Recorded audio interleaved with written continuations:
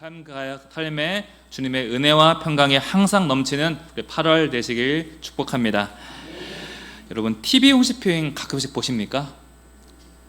가끔씩 봅니다. 저는 보면요 쇼 호스트들이 물건을 얼마나 잘 파는지 가만히 보고 있으면은 생각지도 않고 있던 물건인데 마치 내가 찾던 물건인 것처럼 빨리 서둘러 그것을 구매해야 될 것처럼 금방 설득이 됩니다.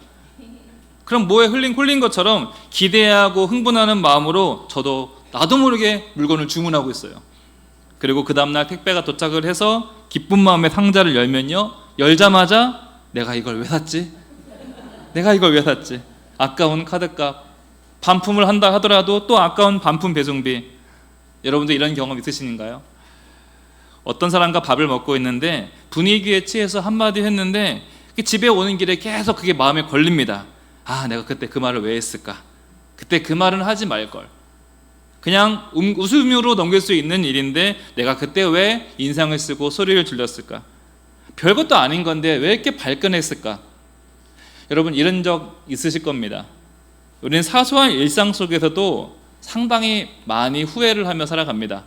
저녁에 참지 못해 먹은 야식 때문에 그 다음날 후회를 하고요, 보내지 말아야 될 문자 하나 보내놓고 밤새 끙끙 앓습니다. 학생들은 시험을 앞두고서 이제까지 열심히 놀았던 그 모든 순간들을 다 후회를 합니다. 아주 사소한 그 잠깐의 선택인데 그 선택이 생각보다 오래 마음 가운데 남게 되어지고 그것이 밤을 뒤척이게 하는 여러 가지 이유가 되어진다는 것이죠. 요즘 여러분들은 어떤 것으로 후회를 하며 살아가십니까? 한 번쯤 돌아가고 싶은 그런 순간들이 있지 않습니까? 다시 과거로 돌아가서 선택하고 싶은 그 일들이 있었을 것이고요, 그때 꼭 잡았어야 될 그런 기회들 이따금씩 내 머릿속에 떠오를 때가 있습니다. 사람은 모두가 후회를 합니다. 인생은 계속되어지는 후회의 연속이고 후회하는 존재이기 때문에 이런 생각이 드는 것이 믿음이 있고 없고가 아니라 당연한 것입니다. 더군다나 내가 이것을 선택하면 다른 것을 포기해야 되는 것이다 보니까 반드시 책임과 결과가 따르다 보니 우리 인생은 후회가 항상 그림자처럼 따라붙습니다. 그런데 그 다음이 중요하죠. 누구나 후회는 할 수 있지만 후회를 딛고 다시 일어서는 사람이 있는가 한 반면에 누군가는 후회라는 그 정류장을 벗어나지 못하는 사람도 있습니다. 어떤 이는 후회를 디딤돌 삼아서 앞으로 나아가지만 또한 어떤 이는 후회라는 덫에 걸려서 발이 묶인 채 그 자리에 계속 서 있는다는 것이죠. 오늘 본문에도 두 부류의 후회하는 사람이 등장합니다. 애굽의 바로 왕과 그리고 이스라엘 백성입니다. 이 두 부류는 모두 후회했지만 그 후회를 대하는 태도가 결국은 달라집니다. 그리고 그 태도가 결국 살고 죽고로 연결되어진다는 것이죠. 우리가 지난주에 같은 본문을 읽으셨죠. 지난주에는 사실과 진실을 바라보는 눈, 그리고 사실과 진실을 구별할 수 있는 그런 능력을 살펴봤다면 우리는 이제는 홍해 앞에서 우리가 어떻게 살아가야 될 것인가, 그리고 뒤따라오는 애굽의 군대를 마주하는 우리의 믿음의 태도는 과연 어떻게 해야 될 것인가, 오늘 이 말씀을 살펴보도록 하겠습니다. 첫 번째는 서두에 말했다시피 후회는 누구나 합니다. 후회를 안 하며 살 수는 없는 존재이다. 이것이 바로 첫 번째 대지입니다. 여러분 이것을 먼저 인정할 줄 알아야 됩니다. 우리는 늘 옳은 선택을 할 수 없습니다. 이것을 선택하면 선택하지 못한 저것에 대한 미련이 남는 것이 우리의 인생입니다. 따라서 후회를 할 수 있는데 하더라도 그 다음이 중요하죠. 하지만 많은 사람들이요, 이 후회에 무너지고 그 후회를 벗어나지 못하는 인생을 꽤나 살고 있다는 것이죠. 그때 내가 그걸 참았어야 됐는데, 내가 그 사람을 좀 더 믿어볼 걸, 내가 그때 그 사람을 따라가는 것이 아니었는데, 내가 그 길을 지금 안 갔으면 지금 인생이 완전히 달라졌을 텐데, 이런 후회들이 바람 불듯이 그냥 지나갈 수 있는데 문제는 그 후회가 지나가지 않고 내 삶에 오래오래 머물러 있을 때 그때부터 문제가 된다는 거예요. 그 과정 중 하나가 남 탓을 하게 됩니다. 어떻게 탓을 하죠? 거봐, 내가 가지 말자고 했잖아. 그거 내가 사지 말자고 했잖아. 내 말 들었으면 지금 우리가 이렇게 고생 안 하잖아. 남 탓이죠. 우리가 모세 당신 때문에 죽게 되었습니다. 다윗 당신 때문에 우리 모두가 다 죽게 되었습니다. 여러분, 우리가 이런 말 언제 씁니까? 후회할 때 이런 말들을 쓰게 된다는 거예요. 그런데 이 후회할 때 쓰는 이 남 탓을 하는 말이 문제 해결에 도움이 되어질까요? 전혀 그렇지 않죠. 지금 이 상황 자체가 너무나 후회스러운데 옆에서 그런 소리까지 해대면 관계만 나빠진다는 거예요. 후회는 우리 삶에 일어나는 너무나 흔한 감정인데 그 후회를 반복할 경우에 우리의 삶이 엉켜지게 되는 것이고요. 그 후회, 같은 후회가 너무나 오래 머물게 되면 우리 인생이 망가뜨려질 수 있다는 거예요. 어떤 사람은 사랑 놓친 것을 후회하다가 아예 새로운 관계를 거부하는 사람도 있고요. 어떤 이는 사업에 실패하면서 그것이 후회스러워서 어떤 시도도 하지 못하는 사람도 있습니다. 또한 어떤 사람은 사람에게 당한 배신 때문에 그 후회가 너무나 막심해서 누구도 믿지 않는 사람도 있습니다. 이런 후회의 감정이 너무나 짙어버리면, 우리 인생 가운데 너무나 오래 머무를 경우 우리의 삶을 앞으로 나가지 못하도록 묶어버린다는 거예요. 또한 후회가 깊어지면 두 가지가 반드시 따라오는데요. 하나는 자책이고 두 번째는 분노입니다.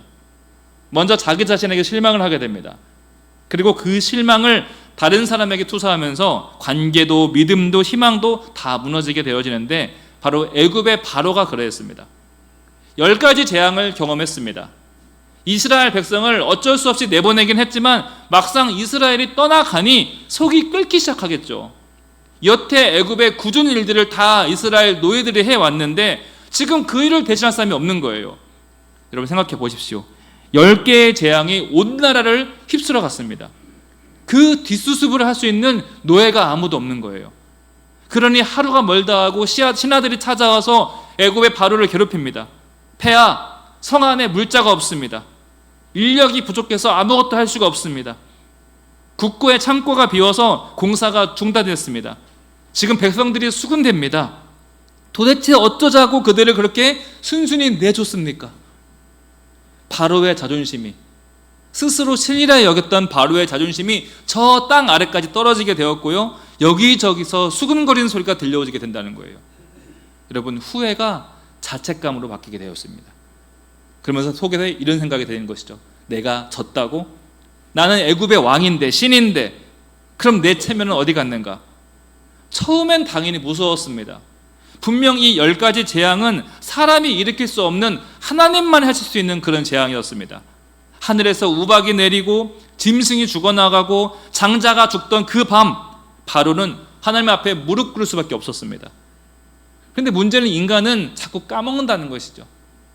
망각의 존재라는 거예요. 기억이 흐려지자 두려움도 무뎌지고 경외감도 흐려집니다. 그리고 갑자기 없어지던 자존감이 고개를 치켜 세우게 됩니다. 그러더니 후회가 분노로 변하게 되어지죠. 내가 그들을 왜 보냈을까? 이대로 가면 애굽은 금방 무너지고 말 거야. 내 왕으로서의 체면이 바닥을 치고 있어. 그렇게 후회가 밀려오고 분노가 뒤끌고 결국 군대를 모으고 그들을 뒤쫓기 시작한다는 것이죠. 진짜 문제는요, 바로가 자신의 머릿속에서 하나님이라는 거대한 존재를 잊어버린 데서부터 문제가 시작된다는 거예요. 그 무서운 재앙들을 기억하고 그 밤 온 나라를 울게 했던 장자의 죽음을 기억한다면 결코 군대를 모으지 않았을 텐데, 기억을 놓치게 되더니 이번에는 더 크게 후회할 행동을 하고 있다는 것이죠. 결국 이러한 바로의 후회는 분노와 하나님을 향한 반항으로 바뀌게 되어집니다. 여러분, 바로의 이 모습 잘 기억하셔야 됩니다. 누구나 후회는 합니다. 하지만 그 후회에 묶이느냐 아니면 그 후회를 넘어서느냐에 따라서 인생의 방향이 완전히 달라질 수 있다는 거예요. 사도 바울 생각해 보십시오. 핍박자로 살던 지난날을 후회했습니다. 하지만 후회를 넘어서서 이제는 전도자로 예수를 전한 사람으로 살게 되어지죠. 베드로를 기억해 보세요. 베드로는 예수님을 부인했던 저 지난날을 후회했기 때문에 지금 그 누구보다 예수를 증거하는 인생으로 살게 되었다는 것이죠. 하지만 애굽의 바로 그리고 사울 왕과 같은 사람들은 후회에 갇혀서 하나님을 잊고 스스로 무너지게 되어진다는 것이죠. 두 번째로, 같은 후회인데 누군가는 두려움에 무너지고 누군가는 믿음으로 나아갑니다. 후회는 바로만 한 것이 아닙니다. 이스라엘 백성도 후회했습니다. 바로 오늘 본문이었죠. 애굽을 나올 때만 해도 얼마나 기뻤습니까? 기적이었습니다. 오랜 세월 눈물로 기댔던 그 모든 응답들이 이루어진 것입니다. 그런데 그 꿈만 같던 출애굽이 불과 며칠 만에 악몽으로 바뀌게 되어지죠. 왜 그렇습니까? 눈앞에 홍해가 있고 눈 뒤에는 애굽의 병거와 야병이 따라오고 있습니다. 지금 말발굽 소리가 온 지축을 흔들고 있습니다. 그럴 때 누군가가 그 정막을 깨는 소리를 하죠. 우리가 여기서 죽는구나. 차라리 이렇게 죽게 될 거 왜 우리를 여기로 끌고 오게 됐는가? 차라리 애굽에 살게 두지. 11절 말씀이 오늘의 심정을, 그들의 심정을 아주 정확하게 표현하고 있는데요. 우리 11절 말씀 함께 읽어보겠습니다. 자, 시작. 모세에게 이르되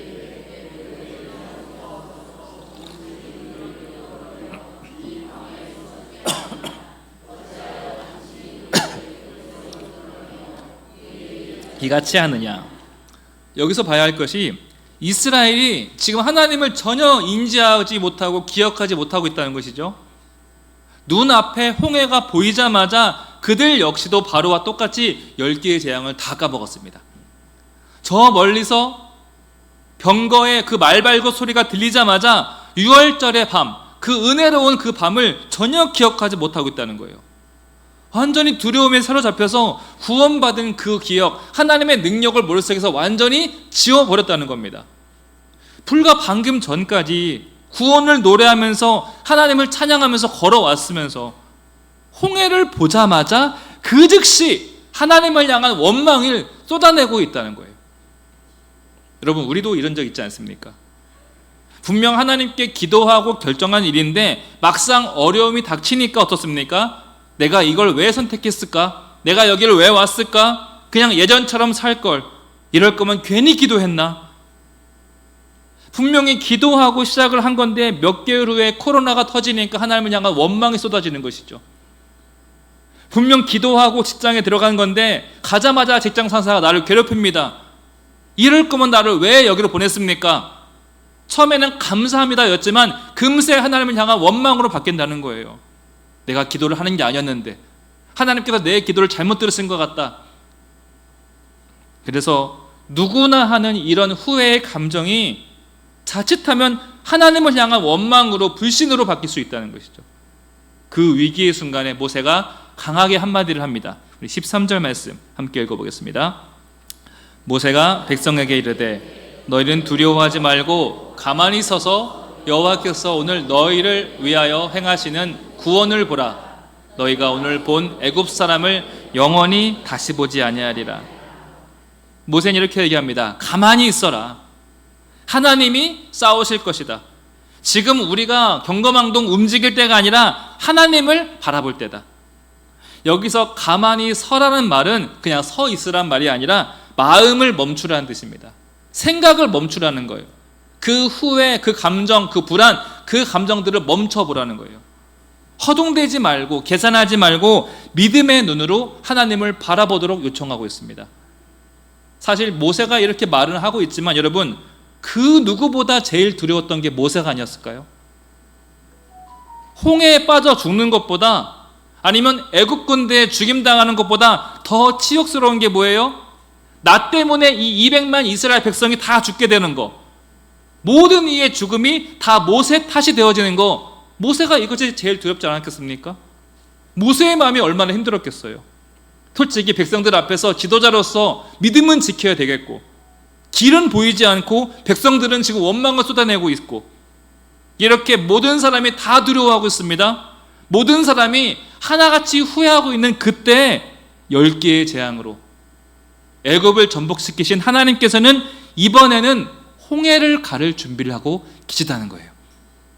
여러분, 지금 하나님만 느긋하십니다. 하나님은 조금도 급하지 않으십니다. 여러분, 믿음이란 무엇이겠습니까?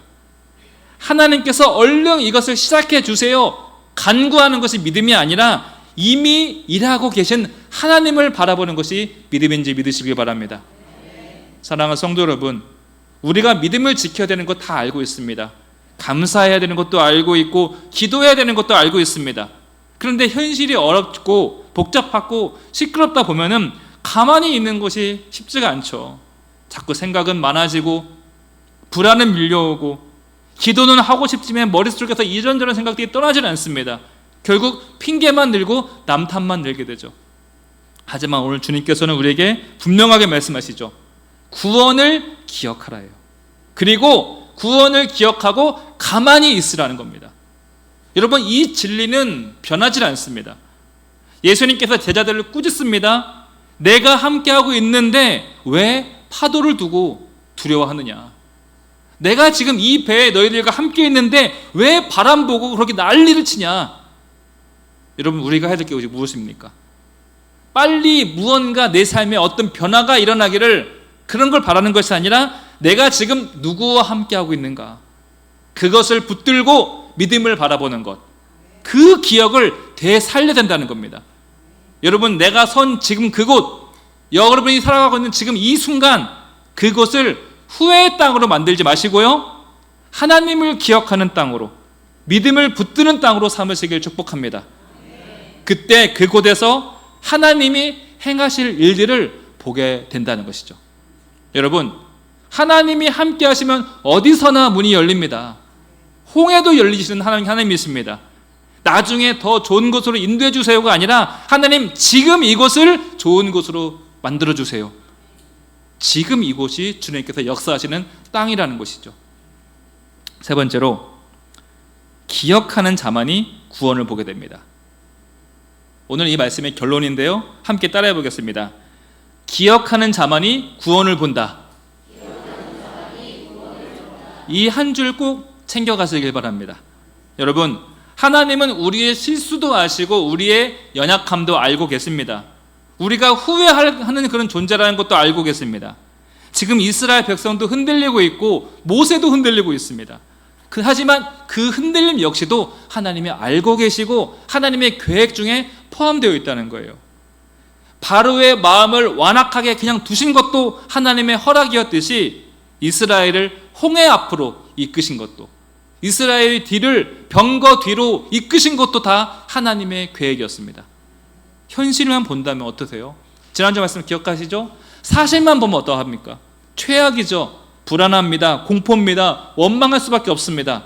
그러나 그러한 불안과 두려움은 너무나 안개와 같죠. 해가 뜨자마자 순식간에 사라지는 안개와 같다는 거예요. 지금 내 눈앞에 안 보인다고 하나님이 안 계신 것이 아닙니다. 어제까지 하나님의 능력을 봤으면서, 엊그제까지 10개의 재앙이 어떻게 나타난지를 봤으면서 잠시 안개 꼈다고 하나님이 보이지 않습니다라고 원망한다면 우리의 믿음에 문제가 있다는 것이죠. 여러분, 우리가 무엇을 해야 되겠습니까?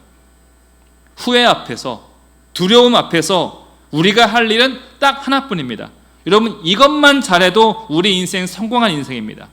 따라해 보십시오. 하나님을 기억하자. 지금까지 우리 삶에 개입하셨던 그 하나님을 기억하는 것, 이것만 잘해도 여러분 신앙생활 완전히 성공입니다. 하나님을 기억하는 거예요. 홍해 앞에서 필요한 것은 다른 게 필요 없습니다. 뗏목을 만들어야 되나 어떻게 해야 되나 다른 거 없습니다. 하나님을 기억하고 가만히 있는 겁니다. 10개의 재앙을 이으신 하나님, 구름 기둥과 불 기둥으로 인도하셨던 그 하나님을 기억할 때 그 기억이 우리의 믿음이 되고 그 믿음이 우리의 구원을 이끌어줍니다. 사랑하는 성도 여러분, 오늘날 우리도 마찬가지입니다. 다들 저마다 기도 응답 경험하지 않았습니까? 저마다 기적의 순간을 건너왔고 저마다 은혜의 자리를 수없이 체험하셨을 것입니다. 그 응답과 체험을 주신 하나님을 기억하시길 바랍니다. 그 기억으로 오늘을 걸어가는 겁니다. 지금 내 앞에 보이는 아픔, 막막함, 적막함을 바라볼 것이 아니라 내 안에서 능력으로 역사하시는 하나님을 기억하시며 오늘 이곳을 하나님의 역사하시는 땅으로 바꾸시길 축복합니다.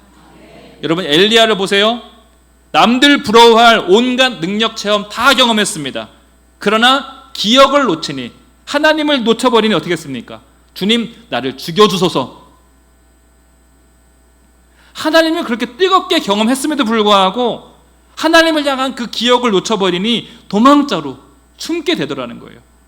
여러분, 신앙생활에서요, 딱 하나 잡으라면 가장 중요한 것은 하나님을 기억하는 겁니다. 그 기억 잊지 않고자 우리가 성경을 공부하는 것이고, 그 기억 놓치지 않고자 매일매일 기도하지 않습니까? 여러분, 내 인생에 홍해가 반드시 찾아옵니다. 크고 작은 홍해들이 계속 찾아올 것이고, 내 인생에 수많은 애굽의 바로들이 찾아올 것입니다. 그때마다 어떻게 해요? 원망해요가 아니라 그때마다 하나님을 기억하시면 된다는 것이죠. 성도 여러분, 오늘도 하나님께서는 여러분들을 위해 싸우고 계십니다. 지금 바다 위에 바람을 살랑살랑 일으키고 계시고요, 길을 여실 준비를 하고 계십니다. 그렇다면 누가 이 은총을 누리겠습니까? 후회에 매몰되지 않고 하나님을 기억하는 자만이 이 은총을 얻게 될 것입니다. 여러분 기억하십시오. 내가 하나님을 보지 못해도 설령 내가 하나님을 놓칠지언정 하나님은 우리를 절대로 놓치지 않습니다. 내가 믿음이 없어서 서두르는 거지, 우리 하나님은 모든 길을 다 예비하고 마련해 놓으셨기 때문에 하나님은 느긋하십니다. 급하지 않으세요. 내 눈과 내 귀를 믿지 마시고 이제까지 나와 함께 하셨던 하나님을 기억하시면 우리는 믿음으로 이 길을 걸어갈 줄 믿습니다. 말씀 맺으면서 제가 여러분에게 숙제를 하나 내드리겠습니다. 멀리 갈 것도 없이 지난 반년간, 8월이 되었죠. 지난 7개월간 내가 받은 은혜를 종이에 3개만 적어 보십시오. 그리고 그 3개를 가만히 바라봐 보세요. 어떤 생각이 들까요? 정말로 하나님이 인도하셨구나. 그리고 하나님이 인도하시겠구나.